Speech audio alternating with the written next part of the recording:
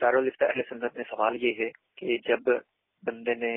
قاعدہ اولیٰ کے لیے بیٹھنا ہو اور غلطی سے کھڑا ہو جائے اور ہاتھ بھی باندھ لے اور اللہ اکبر کہتے ہوئے کھڑا ہو کر قیام میں ہاتھ باندھ لے اور ابھی تلاوت شروع نہیں کی، قرأت شروع نہیں کی اور فوراً واپس آ کر بیٹھ جائے. قاعدہ اولیٰ میں بیٹھنا تھا، کھڑے ہو گئے، قیام کر لیا، اب کیا دوبارہ لوٹیں یا نماز کو؟ قاعدہ اولیٰ کے اندر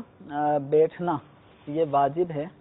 اور اگر کسی نے قاعدہ اولیٰ میں یہ عمل نہیں کیا بیٹھنے کا اور وہ بھول کر کھڑا ہو جاتا ہے تیسری رکعت کے لیے،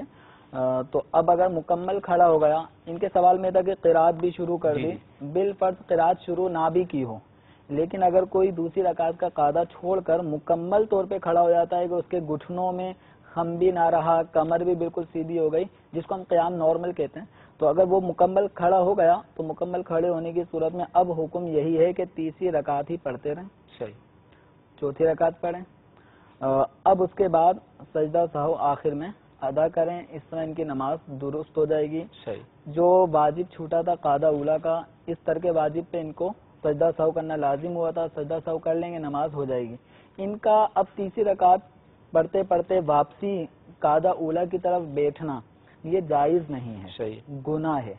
تو ایسا نہیں کرنا چاہیے، بلکہ اب تیسری رکعت پڑھیں. اگر آپ 3 رکعت پڑھ رہے تھے تو تیسری رکعت میں آپ جب قاعدہ اخیرہ میں بیٹھیں گے سجدہ سہو کر لیں. آپ 4 رکعت پڑھ رہے تھے تو چوتھی رکعت میں